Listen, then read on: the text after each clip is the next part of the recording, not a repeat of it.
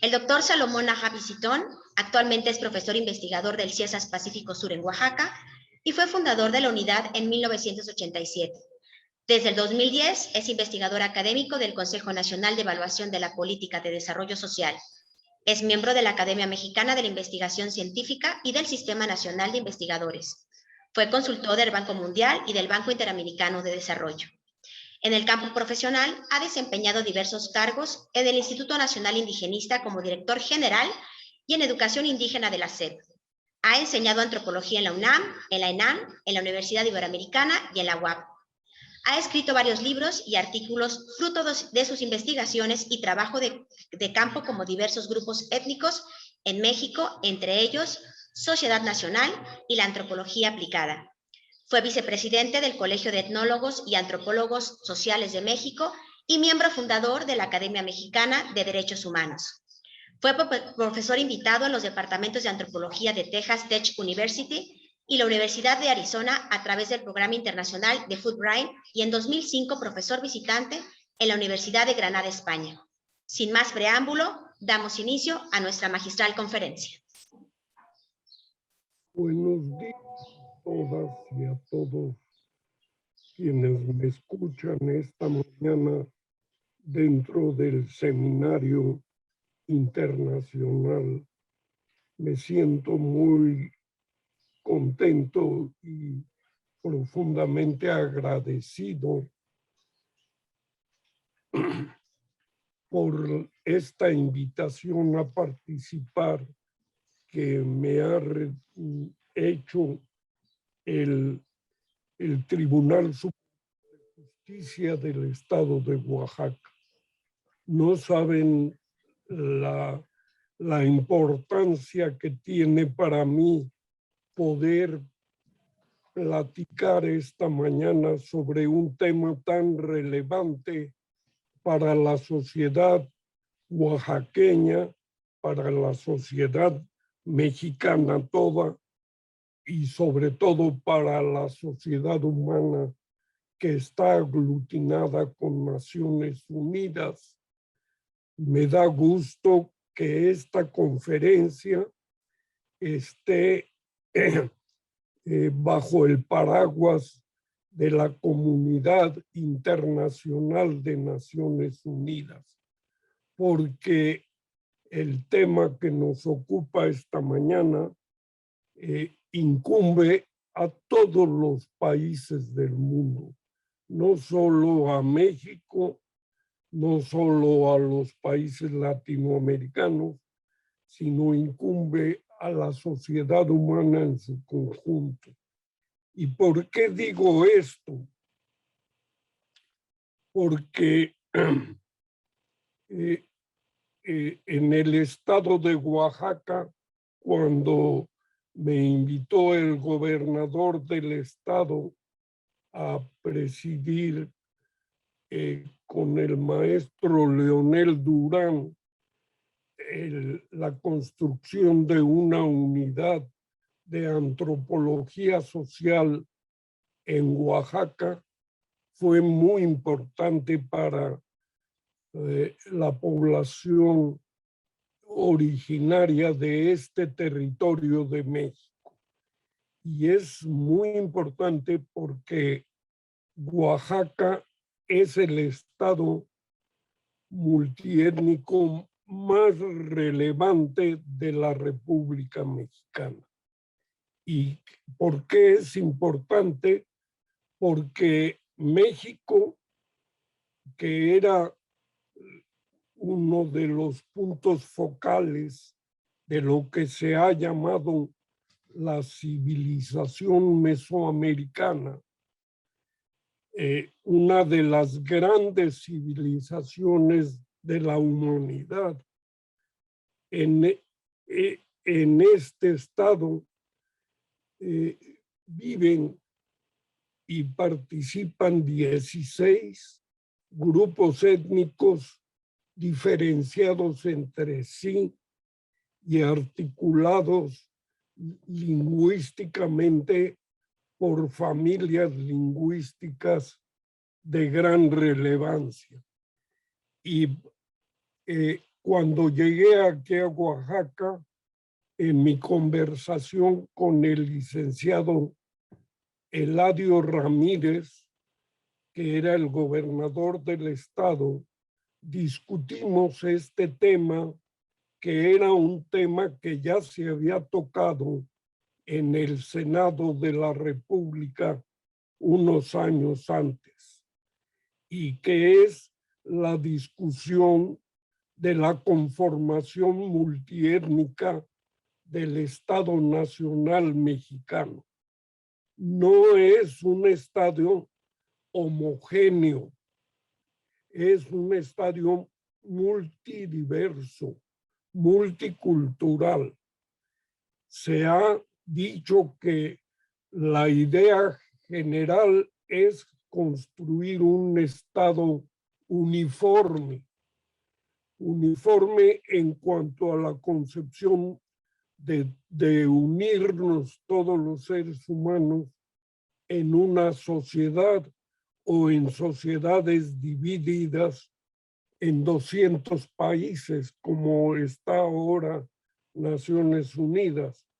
Pero la configuración objetiva, históricamente demostrada, lingüísticamente registrada, es que la humanidad no es uniforme, es una sociedad diversa, multicultural y multilingüística, y por ello multijurídica también. Precisamente en el campo de las ciencias jurídicas, el estudio del derecho comparado es un tema relevante y muy importante para poder entender la sociedad humana. Y por ello, pues, no existe un solo sistema jurídico para todos, sino que está dividido por cada país y dentro de cada país de acuerdo con su propia configuración. Por ello, el pensamiento más puro del humanismo se ha manifestado siempre dialécticamente. La contradicción entre la igualdad como fundamento básico para todos los seres humanos en todas las formas de relaciones entre los diversos pueblos que componen la humanidad, y su contraparte, la diversidad que se manifiesta en las diversas formas de expresión, lo que da la peculiaridad y especificidad a cada pueblo, a cada cultura dentro de cada nación. No es fácil poder concebir o imaginar a la humanidad uniforme y homogénea. Desde las diversas experiencias de cada sociedad en su largo proceso histórico, en su experiencia al relacionarse con el medio ambiente ecológico y su geografía, así como a sus diversas formas de adaptación, regulación, normalidad específica de cada grupo humano a las particularidades de su mundo circundante. La humanidad en su conjunto es una sola, eso es indiscutible, y se expresa como una comunidad universal, pero en el largo proceso evolutivo de los seres humanos en distintas regiones de este inmenso territorio que llamamos tierra, han surgido diversas formas de expresión civilizatoria, y por ello los grupos sociales y los pueblos que la configuran se manifiestan a través de sus patrones culturales y sus formas de vida. Estos fenómenos de adaptación y ajuste específicos del ser humano en la sociedad han sido preocupación sustancial de las ciencias antropológicas al tomar como eje central de su investigación los fenómenos de la pluralidad de la sociedad humana, con el fin de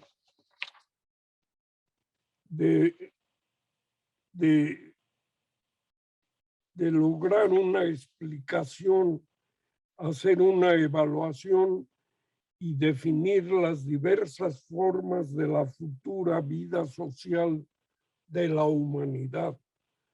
Pero esto lo estábamos discutiendo con el licenciado Eladio Ramírez, que es de formación abogado y que seguramente estaba muy preocupado en la contradicción que hay entre la realidad que él conoce, porque él nació en un pueblo de la Mixteca oaxaqueña y la sociedad nacional con su gran diversidad. Y tenía miedo de que se cambiara la Constitución de Oaxaca reconociendo la diversidad.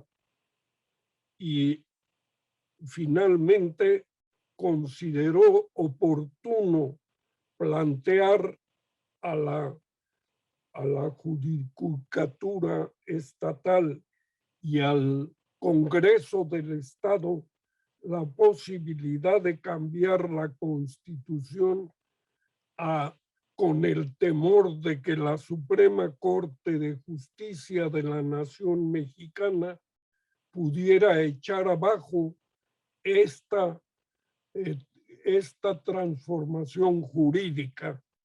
Pero afortunadamente la sociedad mexicana ha madurado.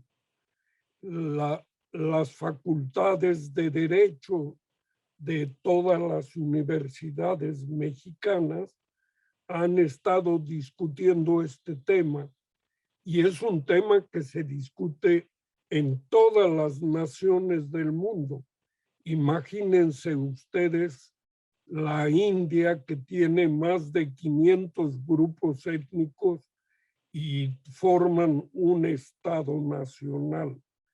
La discusión es compleja, difícil, pero no imposible, porque es parte del trabajo de la humanidad, de buscar los caminos para la convivencia interétnica e intercultural e interlingüística.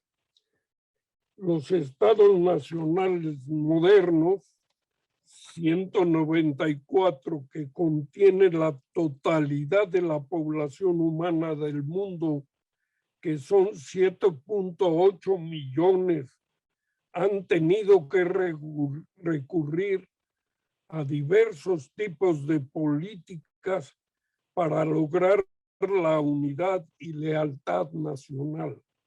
La mayoría de las naciones contienen dentro de su estructura poblacional a grupos étnicos o pueblos que se refieren a categorías sociales caracterizadas como parte de un segmento dado de la humanidad, marcado por una tendencia de patrones y formas de vida que lo identifican étnicamente.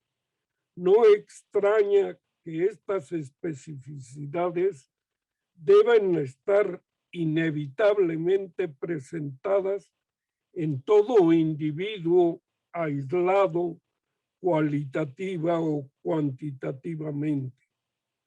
Las presencia de estas categorías sociales diferenciadas ha otorgado a los estados modernos las diversas formas de organización sociopolítica con el fin de resolver las contradicciones que emergen de la realidad social y de la composición étnica de su población. Las diversas modalidades para lograr la unidad nacional se han fincado en consolidar el nacionalismo a partir de una unidad nacional ideal que en algunos casos parte de la homogenización lingüística y en otros de la homogenización religiosa o política. Recuérdese, por ejemplo, el caso de Yugoslavia, que ya no existe, pero sí los grupos étnicos que configuraron nuevas naciones. O el caso de España, que está en esta discusión dialéctica, a pesar de que España quería la homogenización, no lo ha podido lograr. Al contrario, han tenido que construir unas relaciones interétnicas bien importantes. Y el caso mexicano, por supuesto, es un caso relevante.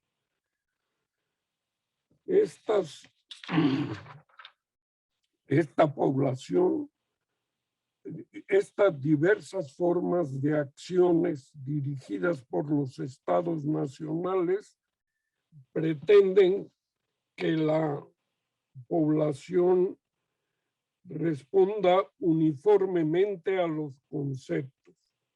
La diferencia étnica entre el contexto de las naciones ha generado contra las minorías nacionales étnicas actitudes de xenofobia que han llevado a algunos sectores de las sociedades nacionales a cometer actos de genocidio o etnocidio. Entiéndase el primero como la destrucción física y biológica de un pueblo que manifiesta divergencias étnicas en relación con el grupo social dominante. Y en el segundo caso, el etnocidio como la liquidación y muerte de todas las características culturales que son propias de los grupos étnicos dominados y colonizados. El grupo dominante controla los mecanismos racionalizadores que justifican su etnocentrismo, tales como hacer creer que las características propias de su grupo étnico son la máxima expresión de cultura y civilización, y por tanto los demás grupos deben sujetarse a las normas jurídicas y designios. Los grupos étnicos minoritarios generalmente fueron y son dominados y conquistados por otros que mantienen la hegemonía y el poder sobre estos. Los conquistadores mantienen sistemas de dominio discriminante, ya sea racial o cultural, hacia los grupos sometidos. Esto permite un sistema de explotación totalmente irracional en comparación con el sistema general de la economía del país. Por su parte, y que se entienda claro que los países muy ricos como Estados Unidos tiene exactamente este mismo problema en su interior. Por su parte, los grupos étnicos minoritarios generan mecanismos defensivos que preservan sus características culturales, lingüísticas, políticas y religiosas, pero sobre todo defienden su espacio territorial, asomándose a sus estructuras jurídicas vigentes del Estado. Al esquema anterior habría que llamarlo pluralismo basado en la desigualdad, dentro del cual la sociedad dominante espera mantener esta situación que le otorga privilegios económicos, políticos y culturales. Tal es el caso de México, mismos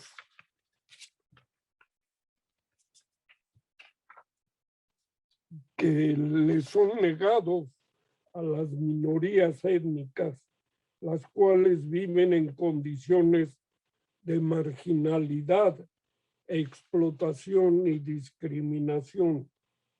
Las naciones que tienen estados basados en un centralismo generalmente ejercen el poder vertical y unilateralmente, lo que genera que el pluralismo basado en la desigualdad se acreciente y se fortalezca, de tal manera que cualquier posibilidad de demandas presentadas por las minorías étnicas son consideradas ilegales y son reprimidas por el poder estatal. En muchos de los países con estados centralizados se generan entre los grupos étnicos demandas de secesión y autonomía de la nación dominante. A estas acciones, la respuesta ha sido, sin excepción, la represión y el aniquilamiento. El proceso de descolonización de las naciones, hoy emergentes de las metrópolis europeas y coloniales, ha permitido que algunos estados reconozcan su pluralidad étnica y a partir de ello la estructuración y la génesis de su propia constitución social y política. En este sentido, algunos estados que reconocen este hecho lo enmarcan en la igualdad individual y social, con el fin de construir una sociedad cada vez más igualitaria.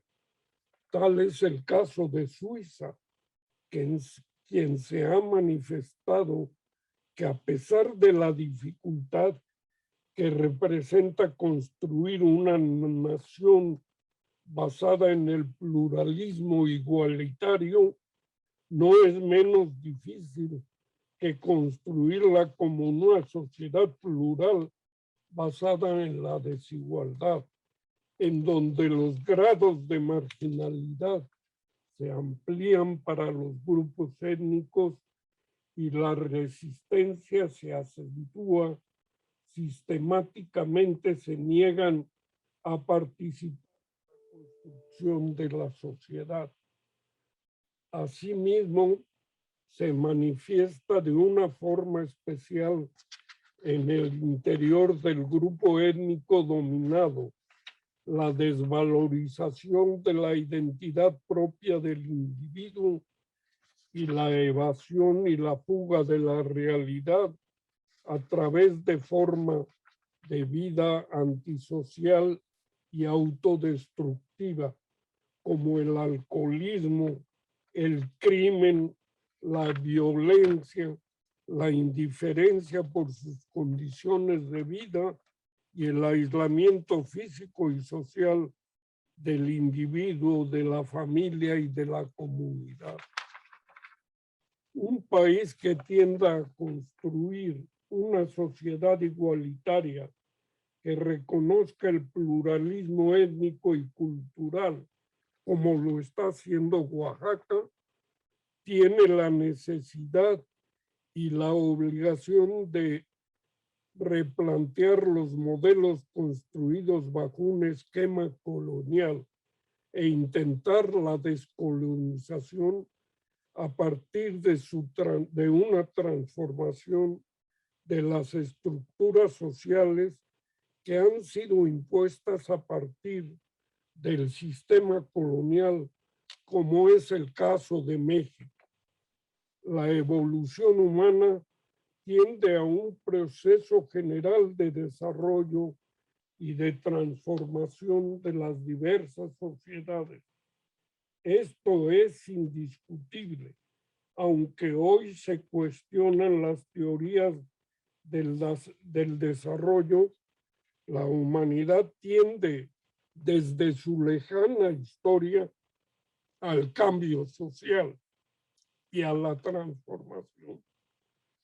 Toda sociedad humana está permeada por un proceso de cambio, pero este cambio indudablemente que tiene su propia dirección y su propia dinámica en cada unidad social y en cada pueblo.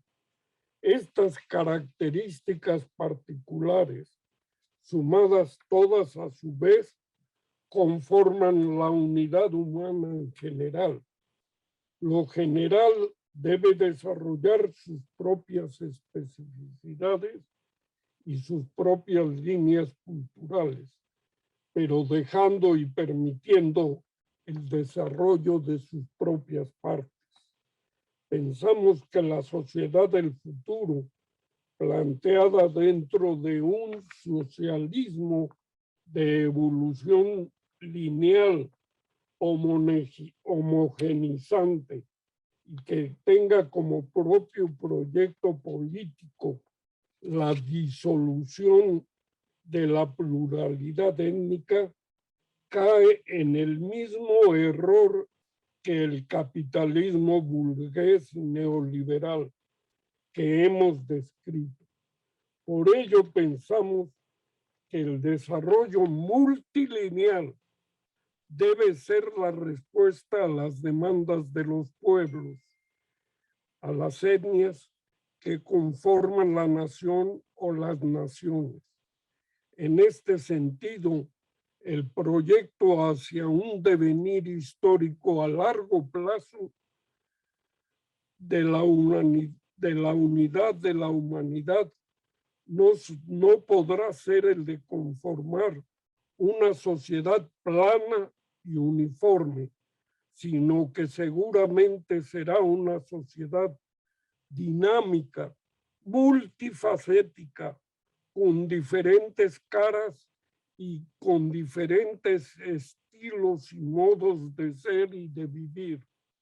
El respeto a esta pluralidad, a esta evolución multilineal, debe ser la respuesta que se dé a estas partes sociales que integran la humanidad.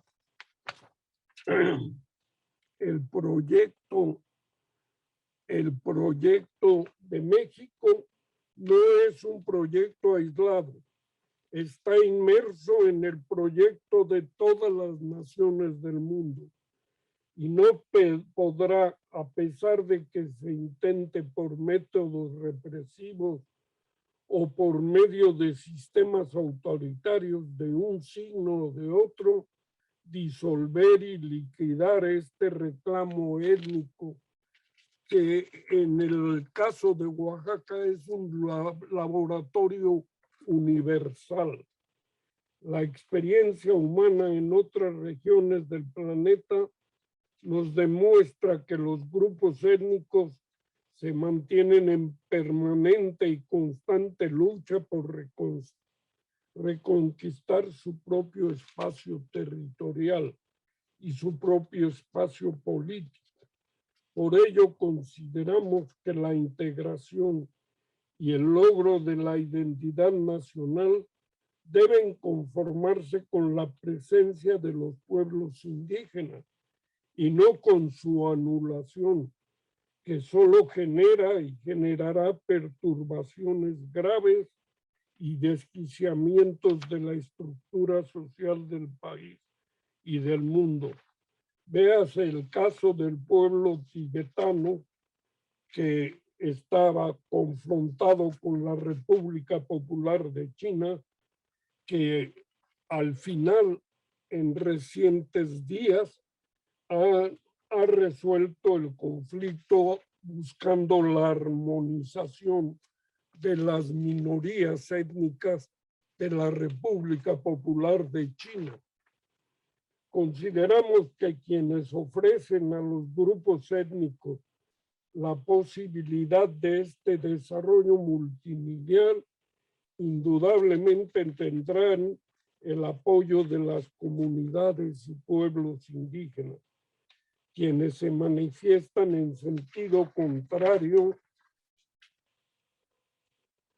encontrarán la respuesta de la resistencia o la rebelión.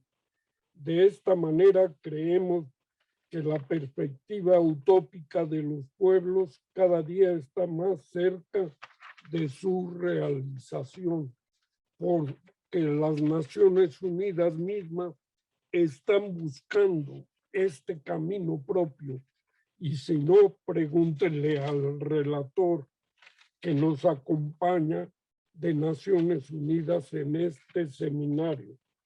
Construir esta sociedad tendrá sus implicaciones en el sentido de que no será nada fácil la construcción de una nación multiétnica y de evolución multilineal.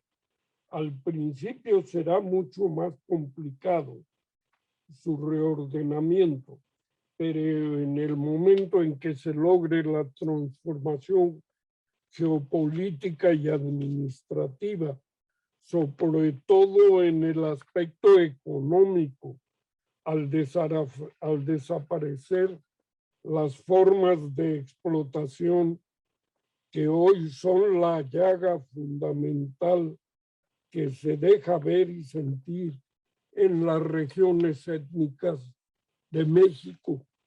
No quiero hablar de todos, pero estoy casi seguro que en muchas partes del mundo es exactamente lo mismo. Permitirá la construcción de una sociedad más real, más objetiva, más humana y más apegada al contexto de los pueblos que conforman la nación mexicana. Se perfilaría una unidad no homogénea, sino formada por partes, y en la cual quedarían incluidos todos los pueblos indígenas de México que han logrado resistir todo tipo de colonialismo y agresión.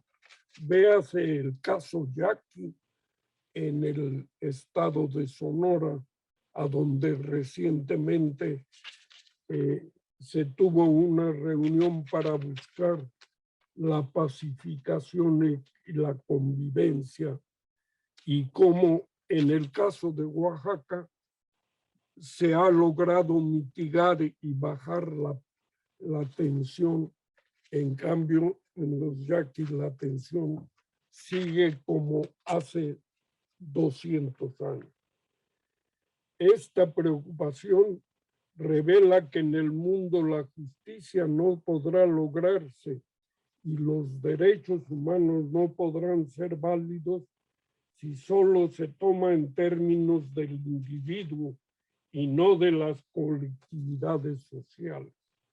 Una sociedad universal más justa requeriría revisar el respeto y el reconocimiento a la dignidad que se merecen todos los grupos étnicos minoritarios del mundo, que son más de 6,000 y son 198 o 94 naciones. Fundamentalmente los pueblos nativos o originarios de las naciones constituidas sobre estos, como en el caso de México. No se entenderá la historia si no incluimos en ella la participación y la aportación que han tenido los pueblos indígenas en la vida colonial, en la lucha por la independencia y sobre todo en la revolución para buscar una sociedad más justa y equitativa, lo que todavía no se ha logrado en México. Reconocer la pluralidad y rediseñar el modelo político y social que se ajuste a esta diversidad en los campos de la educación, de la justicia, como el caso que estamos discutiendo en este seminario, del desarrollo económico, de la distribución de la riqueza, de la seguridad social y de la cultura, son esenciales para transformar la sociedad que intenta construirse sobre bases reales y no con utopías pseudo-liberales y pseudo-democráticas ajenas a la composición de su población. Como nuestro punto de vista, desde nuestro punto de vista, los proyectos de incorporación, asimilación, integración u homogeneización, en el fondo son políticas etnocéntricas y racistas, y lo que intentan es mantener el status quo de la explotación, del dominio y del sometimiento de las minorías étnicas nativas.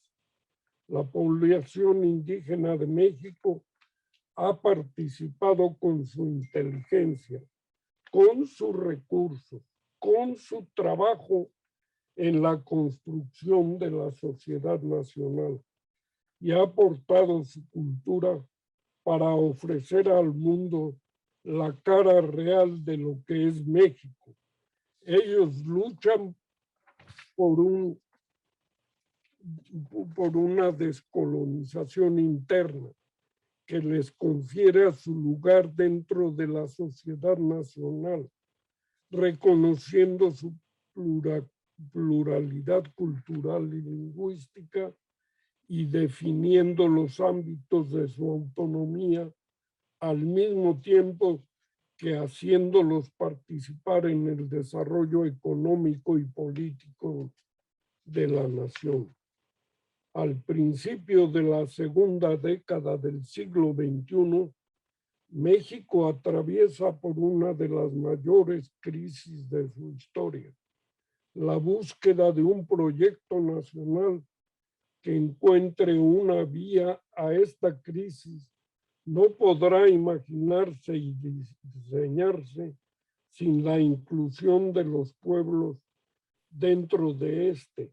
El fracaso de las anteriores políticas debe servir para configurar el futuro, reconociendo y ratificando los derechos reclamados históricamente por los grupos étnicos al aceptar la pluralidad cultural y jurídica como la base del proyecto nacional.